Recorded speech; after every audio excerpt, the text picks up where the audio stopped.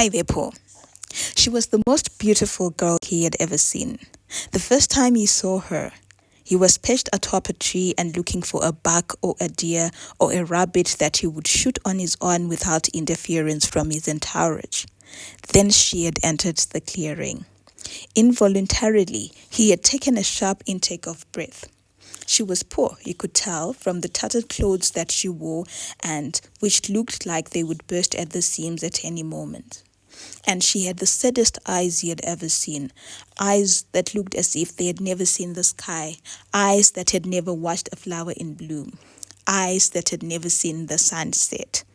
She also carried a rucksack over her shoulder, and it did not look like it had anything much in it.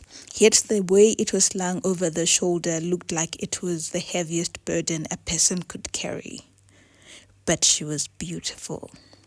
She walked over to a mjanja tree, threw a rock into the dense leaves, and a shower of the sweet brown fruit fell. She picked some and stuffed them in a rucksack, then sat on a nearby rock to eat some. He watched her still carrying a rucksack even though she was sitting. She rested her elbows on her knees before settling her weary face on her palms, looking far ahead into a distance only she could see. But beyond that sadness, there was also a deep, rare beauty. Her ebony skin shone in the shadows of the dancing tree leaves. Her eyes were big and round like full moons. There was also a delicacy to her that looked like if someone touched her, she would break, which was why he stayed in the tree for long and refused to startle her. A part of him, though, wanted to touch. A part of him wanted to be with her, and one part of him wanted to be close to her. Then his leg developed a cramp. He tried to grit his teeth to endure the cramp away, but to no avail. So as quietly as possible, he let himself down the tree, all the while looking at the sad beauty before him. When his foot hit the ground, a twig broke and she was jolted out of a sad revelry. She jumped up and looked around, and he hugged the tree tighter, not wanting to disturb her further. Satisfied that there was no one there, she began packing to leave, but enchanted, wanting to interact with her just to make sure she was not a ghost or a figment of his imagination, he walked closer. She must have sensed his presence because she whirled around, stumbled on a root, and fell. He grabbed her hand and grabbed her up, encountering the big round bottomless eyes close up. Alone in the clearing, they stared at each other for longer than was necessary before she wrenched her hand away and leapt into the forest and out of sight. As he walked back home, without any beast from the hunt, the young prince could only think about the beautiful girl. Then he thought, too, of the talk before him and sighed. He had been born solely to preserve his family's heritage by getting married early, having a male child, and then keeping the throne in the family line. As the king's firstborn son, it had been ingrained in him for the longest time that a successful kingship rested on his ability to have a male son. From a young age, mothers and fathers had brought their daughters to play with the king's son as expectant parents attempted to build relations with the kingship. They were the daughters of the important individuals in the community, daughters of the king's councils, king's advisors, wealthy merchants, and even daughters from important men from far away villages. When the young prince transitioned into his teens, the pressure became worse. "You will have to find a girl you love, Mwanangu," his mother, the reigning queen, said. "Otherwise, we'll be forced to make a choice for you, and you will have a wife you don't love in your home." But none of the girls could pique his interest. Yes, he did fancy a couple, and he would dream of them while he slept, but when he woke up and saw them again, the fancy would have worn off. When he had gone off into the mountains for his initiation, his father, the king, had called him to his throne. "My son," he had said, "I am proud for the step you are about to take. However, know that once the 3 moons in the forest have passed, you will have to come back home and begin your duties as the prince regent so that you won't be overwhelmed when the time for you to become king comes." The prince had nodded. When you return from the mountains, the king continued, I want you to remember the search will begin earnestly. You will have to find a wife because a prince regent has to marry. Yes, Baba, the boy had responded. There was no escaping the clutches of marriage. The time in the mountains spared as he was taught the basics of hunting and leading people on hunts, of warring and fighting to defend his kingdom, and in the cold nights, of the basics of leadership and decision-making. Before he knew it, initiation was over and he was back home. The end of initiation celebration would be done and the announcement of the search would be made. He was dreading it. In his heart of hearts, the prince knew that he was not ready. Not only had he not found the girl he wanted to marry, he also had no desire to find a wife. And as he got home and sat in his heart alone that afternoon, he remembered the said girl, how he wanted to fall in love with her. But then he remembered the prophecy and how after hearing it, he had vowed he would never marry. He had been a young boy when he had encountered the great seer in the forest. The seer was an old wrinkly man who had served in his great-grandfather's and then his grandfather's court for years. When his father had become king, the seer had retired from court and gone to live alone in a cave in the mountains. I have seen too much of this life, he had told the new young king. I long to rest and not to interact with people again. Seeing people around me will make me continue to dream. And with that he bade farewell. Jipo had heard of the great seer but had never met him. He had heard of how the old man had foretold events, births, deaths, droughts, and harvests with such accuracy that he was feared. But by the time the boy had been born, the seer had already left. Now 8-year-old Jipo had always craved his solitude. Growing up in the king's court had always meant that there was someone around him, a maid pampering him and fluffing the feathers of his skins, a cook bringing one meal or another, a playmate, usually the son or daughter of an important man, here to curry favor. So oftentimes than not, when nobody was looking, he would burrow his way out of the courtyard through a hole in the fence and disappear for hours on end. On this day, however, he wandered unknowingly into a cave. Fascinated, he had pulled the ivy that covered the entrance wall and tentatively walked in. It was dark inside, so he clung to the side of the wall and ventured further inside. In his young mind, all he could think of were the treasures that he would find and the hiding places he would create in this cave. But he had not walked more than 10 steps when his foot caught on something soft and he stumbled, then fell into a deep, dark abyss.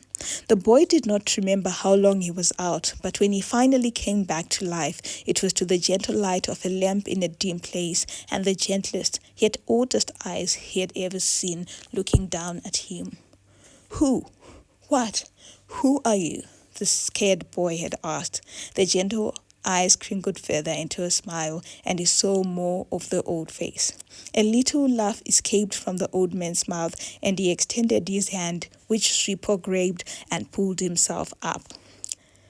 The young prince, the gentle face said, its voice cracking, yet filled with humor. I have wondered for long when you would come. I have been waiting for you. Welcome. Who are you? Jipo asked again.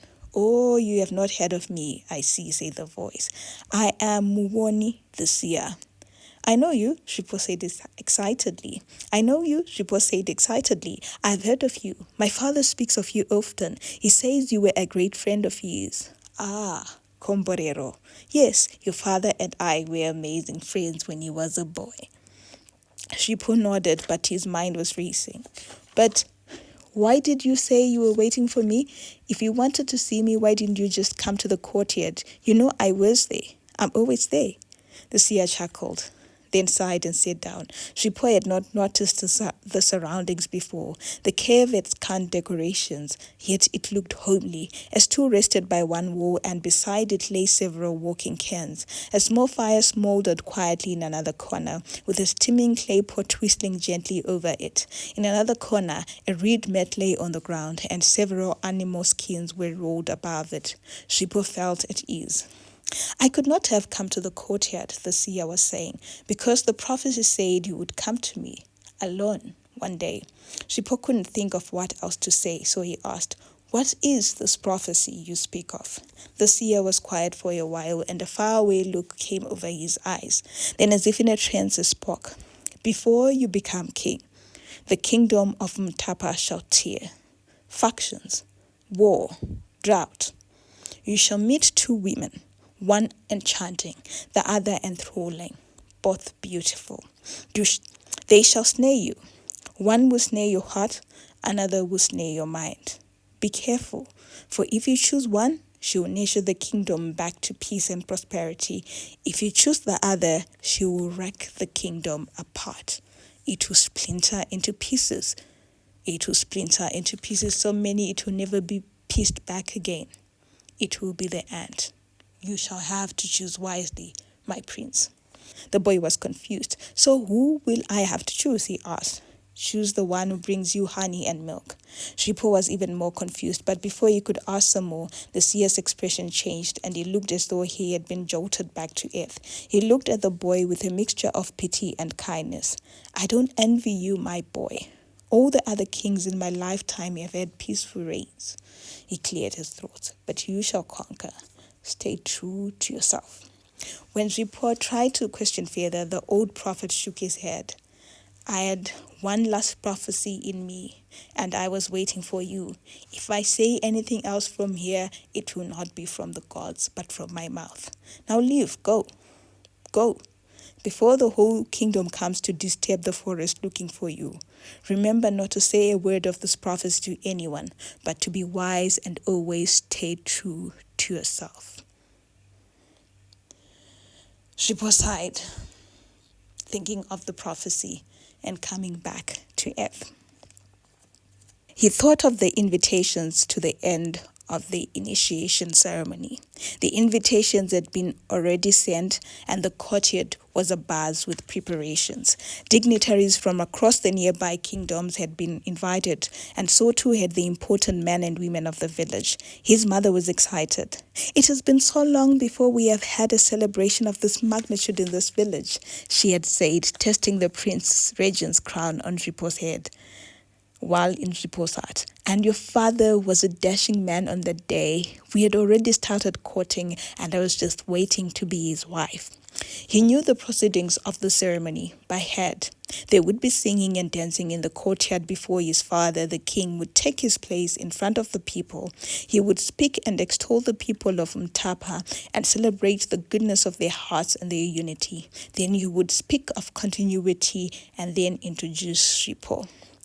Blindfolded Shippo would then be led into the crowd, with sedate music following his introduction. Then the blindfold would be removed, the crown of the Prince Regent placed on his head, and the real festivities would begin. Everything went according to program, and when he was brought out, ululations and whistles followed his every step.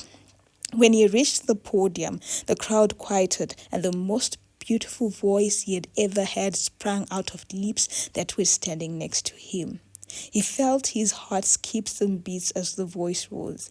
Even the birds of the air and the animals in the pens quieted to listen to this voice too. His heart was giddy, and he wanted to touch the girl who had the voice of a nightingale. When they finally removed his blindfold, he looked over to his left side, and for the second time in as many days, his heart went into a frenzy. She was beautiful, with a skin that shone like the damba fruit, and a smile so radiant he could not help smiling. He smiled at her. After the ceremony, Shippo's courtship with Sekai began in earnest. Their meetings were planned by the king's council and Sekai's mother, and whenever the two of them met, they would be chaperoned either by her mother or by someone from the king's aides. Shippo found Sekai to be very beautiful, and he knew that amongst his age mates he had scored a beauty. But oftentimes he found her vapid. Her conversations were almost always about skins and the latest fashions or about her hair. It was only in the moments that She sang that he would be enchanted by her. In those moments, he would forget all else and think of nothing but the beauty before him. In his silent moments when he was alone, he often thought of the girl from the forest. Who was she, he wondered. Where was she now?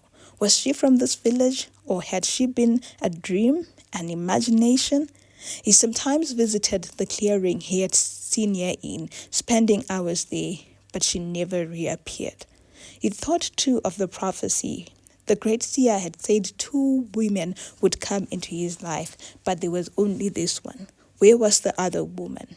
The seer had also foretold chaos and drought in a divided nation, but the nation was as united as ever.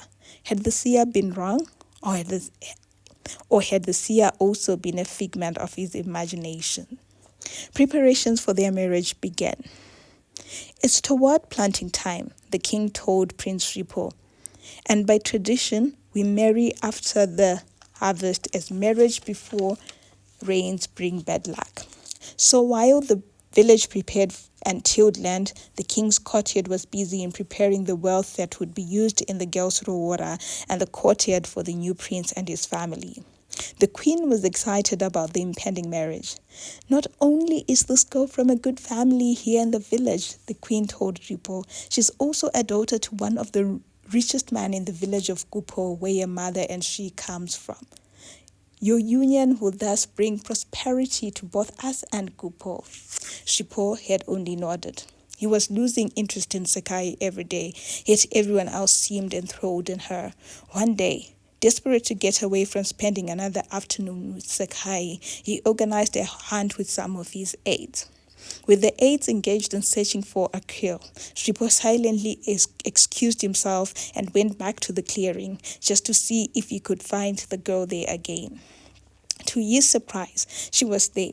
Shipo did not waste time in announcing his presence, barging into the clearing and with a huge smile saying, "Hello, we meet again." Startled, the girl sprang to her feet, but not before she had seen who he was. She then went into a deep curtsy and said, "My prince."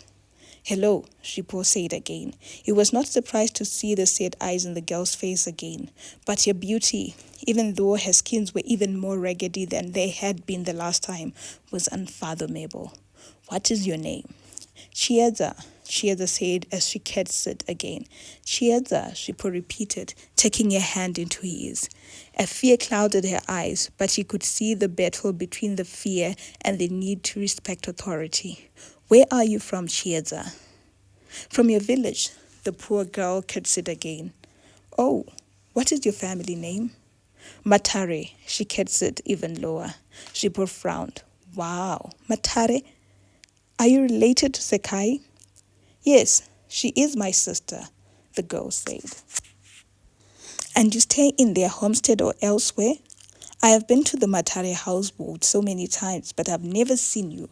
Where will you be?" He looked again at the ragged skins she wore. The girl thought hard in her mind. How could she say they had locked her in whenever he came to their house?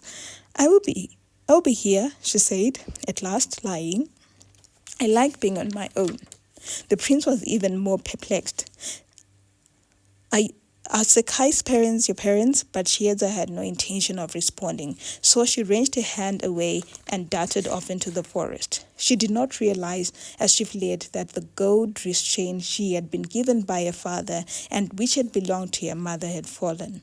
Shipo picked it up, and even as he tried to chase after her, he knew he would never find her, so he shoved the chain in his pocket. No matter how many times he visited the clearing after that, he never saw the girl there again. When he visited Sakai's homestead, he would look for any signs of the girl, and finding none, concluded that she had been lying. Meanwhile, the kingdom was in turmoil. The rains were late, and morning after morning, people would scan horizons for a glimpse of a cloud and would find none. A rain-making ceremony was planned, and the entire village joined in the festivities. Women brewed beer, men slaughtered beasts, children fetched water. Everyone played a role in the ceremony. On the day of the ceremony, no sooner had the king stood on the podium than a scream had rent the air. Shippo looked to the direction of the scream. The screamer was the girl from the forest, Chiedza, still wearing her rags, but she was looking behind him, and as Shippo turned, a spear flew dangerously close to his right ear. Chaos ensued. Someone, probably an aide or a soldier, rammed his arm and whisked him out of harm's way. More and more screams rent the air. Women and men stood to run in any direction they saw fit. The elderly toddled on walking sticks and cans, then realized they could not run, so they sat and decided to meet their fate. The little guard that stood around the otherwise always peaceful courtyard cocked their bows and arrows, but did not know where to aim, as enemy and friend were all jumbled in the screaming and running melee. Shippo tried to escape the hand that held him and was leading him further and further away from the chaos, but the grip was firm and the sense of direction decisive. The prince wished to fight. He had been trained to defend his people. He knew how to handle an assegai, a blade, a sword, a spear. He had the greatest aim. So why was this hooligan taking him away from the war? Why didn't the hooligan let the boy defend his people? But the hooligan did not stop until they got to a harvest shed at the end of the courtyard, where Shippo was shoved into and told, "Stay here until this ends." The chaos were over before Shippo even had time to regain his breath. From somewhere in the courtyard, a horn sounded, and Shippo could hear shuffles of feet as people returned to the center of the courtyard where they had gathered. Shippo tried to open the door, but it was locked from outside. Then a strangely familiar voice broke out. "People of Mtapa," it said, "I am sorry for the chaos that announced my return. I am sorry too for the little bloodshed we have experienced today. It was not my intention. I have no desire to kill you or to harm you, as you are my people and we are one." No one said a thing. Nothing moved. The man might as well have spoken to himself. Now, the voice Shippo was trying to place continued. "As you can see, in our hands we have the queen." He chuckled and in an aside said, "I will not harm you, my sister." Then back to the crowd continued. "I ask one thing of you people of Mtapa, that you give me the boy and hand me his crown." Nobody moved. "People of Mtapa," the voice continued, "perhaps you have forgotten me and you need a reminder. The man who lies here today is my twin brother. We were born on the same day and of the same womb, and my mother told me I was the first. But the great seer and his favoritism placed his hand on my brother's shoulder, and my brother became king in my stead. People of Mutapa, when I questioned my father as a young boy of his decision to make my brother king, he sent me away to fight in a war in which he thought I would die in. But see, I did not die. Instead, I conquered the enemy and became the leader of their remnants. And I went to build a massive army just for this day, so I could become leader of Mtapa again. Now, my people, my army stands at the edges of the forest, and if I blow this horn 4 times, they will attack. And we don't want that. I ask again that you show me the boy."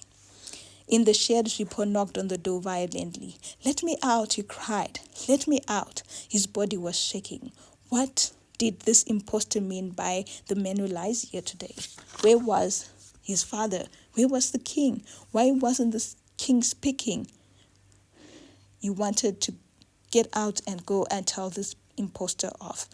But the door was wrenched open before he could fight even further, and the bulky guard who had carried Shippo to the shed stood before the door. "My king," the man said and bowed. Shippo's heart splintered. If this man was saying "my king" to him, then surely his father was dead. "My king," the man said again, and Shippo knew he had to give the guard the right to proceed, so he nodded. "My king, I would like to start by offering my condolences to you. However, now is not the right time for you or I to cry as the enemy roams around us and holds the kingdom at ransom. My king, I believe you have in you all the wisdom necessary to save our nation. Therefore, as your servant, I do pledge my allegiance to you." Shippo swallowed, not knowing what to say or do. "My king," the god said, "the army would like to know from you whether to take up arms." Shippo gulped again. Then he slowly shook his head. "They have my mother?" The god nodded. "Then no," Shippo said. "No bloodshed now. Where will the pregnant women and the children and the elderly go? No, no fighting now. Take me to the impostor." Shippo tried not to look at the undignified and uncovered body of his father that lay on the ground, face facing down, or his father's crown that glinted in the setting day and sat on the impostor's head when he got to the center of the courtyard. When the impostor saw him, his smile grew wider than a hyena's as he beckoned at the crown on the boy's head. But Shippo walked closer and said, "I can only give you this crown if you let my mother go." The man's smile turned into a crackle. "Young man," he said, "if you look closely at my head, you will see the king's crown, which means my word of right's yours." Shippo knew this, and he hesitated, and the new king continued, "I have no use for your mother, young man. While it will be easy for me to kill her, there is nothing I will gain from her death. But that crown, son, you don't want to waste your time. Hand it over." Shippo looked over at his mother and she nodded imperceptibly. He took the crown off his head and went closer to the new king, outstretching the crown to him. But the new king cackled even louder. "What a disrespectful young man," he said. "I am not your friend that you offer something to me while you stand." As a prince, Shippo had never learned to kneel before anyone, not even before his father, who would tell him kings don't kneel. But this time he bent his knee, which creaked at being unaccustomed to the posture, and bowing, handed over the crown. The man who had been holding the queen pushed the woman into the crowd. The exchange of power was complete. Shippo never got to mourn his father, as he was under constant watch lest he started an uprising or a rebellion. Also, no rain fell after his father's death. In the shed that he was now staying in, Shippo couldn't even strategize about what the next steps for the kingdom were, as he only ever saw his mother. His door was heavily guarded by his uncle's men, and every little move he made was reported back to the uncle. Meanwhile, the new king was wreaking havoc in the village, which was also dry and parched and thirsty for rain. He did not allow the mention of the previous king, his twin brother, or of his nephew, the prince, with any mention of those two people leading to an instant beheading. Every day, he would walk the length and breadth of the kingdom just to understand how far and wide his kingdom went. And as he walked, women and men, children and the elderly alike would prostrate themselves before him. He raided the fattest pens for the juiciest meats. He banged on the doors of the fullest previous harvest sheds, and he was well fed. Then one day, he walked into the carver's compound, expecting to find a wealthy pen, as the rumor said the carver was a wealthy man, but the pens were empty and the carver looked like a poor man. However, as the new king walked away, he saw a familiar face and stopped in his tracks. She lay prostrated on the ground, but he knew her. She had been his friend Kuda's first wife, and she had gone off to marry a wealthy man after Kuda's death. But he had suspected her of Kuda's death. The boy who had brought the poison gourd that had killed his friend, although he could not talk, had made it clear that the gourd had been from the first wife. For an instant, the new king was seized by a desire to strike her dead, but he told himself as a thought struck his head. "Am I Sakai?" the new king said, and the woman bowed down even further. "We meet again." Then he walked away. Back in the king's courtyard, he asked about the woman and almost laughed when he heard she had left immense wealth in her village. But when he learned that little Sakai was betrothed to be married to the prince, his heart sank. "Bring them here," he told his aide, "the mother and the daughter. Tell them the betrothal is to continue as I have no son of my own, and the prince will become king after I die. But Sekai's momentary joy of being back in the king's courtyard was cut when she entered his heart with your daughter. The king immediately pointed the blade at her throat. Confess how my friend died, or you die. And like a canary, she sang, and told all that had happened, and even how she had ensnared her new man. Good, good, the king said, pacing to and fro the length of the heart, wanting to laugh at the daughter's surprised expression. Then he turned to Sekai's mother. Woman, he said, I have a task for you. She nodded. Go home. Go and get the poison you used on my friend. Bring it back. Bring your husband and his daughter too.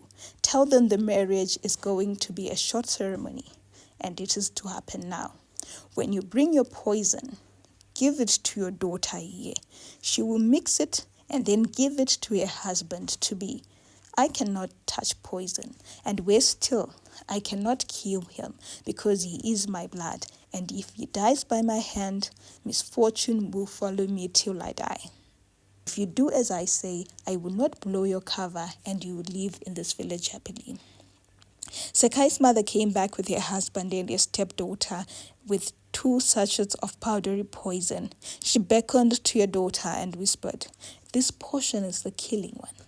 Put it in the king's cup so he dies at once. The second one is the love portion. Put it in the prince's cup so that he will see only you once you are married. You can still put it in any other cup, but no one will fall in love with you except the one you desire, the prince. Do as I say, and everything will be fine. Understood? Sekai nodded. The king summoned the prince, who had been locked in for weeks. As Ripo walked into the hut, the boy saw both Chiedza and Sekai at once, and in that moment, the prophecy came back to him. Sekai was fixing drinks in one corner. Chiedza sat head bent in another corner. He shoved his hand into his pocket and felt for the gold chain, and a calmness overcame him. But his uncle was speaking of peace and how his Ripo would be the next king and how important it was for his marriage to the posterity of the village. Sekai began bringing gouts of drinks and placing them before each person. When she was done, she sat next to Ripo, who barely acknowledged her. They all waited for the king to stop speaking, and when he did, he raised his gold high in a toast, then brought it to his lips and took a gulp. Sekai's mother also grabbed hers and drank from it. Before the others could drink too, both the king and Sekai's mother's grimaced, looked at each other, and realization dawned in their faces. They looked over at Sekai, but before either could speak, they had both killed to the ground, froth foaming on their lips. With a cry of pain, Sekai realized what she had done. She had mixed the wrong portions, and now your mother lay dead. She looked around the hut in bewilderment, then leapt out of the house, never to be seen in the village again. Inside the hut, like a veil that had been covering his eyes, Chiedza's father jolted out of the love potion spell that had been cast over him. The caster was dead. He looked over his daughter, who was sitting in tattered clothes in one corner of the hut, and a look of remorse came over his face. He did not know what to say. Ripo looked over at Chiedza, who sat frightened in her seat, and a feeling of tenderness popped into his head. He drew closer to her and took out the wrist chain she had dropped in the forest. With a little exclamation of joy, having found something that she had lost, she put out her wrist to him, and he clasped the chain to her hand. They looked at each other and smiled. Outside, a bolt of lightning flashed, followed by a drum roll of thunder. Before long, a pitter-patter of rain began to fall. The end. Thank you again for coming to this final installment of the African Cinderella, and I hope you enjoyed it. I know you guys are busy, but please may I have some love on the stepmother and the stepdaughter videos linked below. And I promise you they are brilliant stories, and you won't even regret watching them. Thank you for the love that you've shown me through the entire series. I appreciate the likes, the comments, the subscriptions, and for those that are not yet subscribed, this could actually be the time for you to bring a subscription. More stories are coming, and more stories have been written and are being written, and I hope to see you very soon. See you in the next one. Love you. Bye.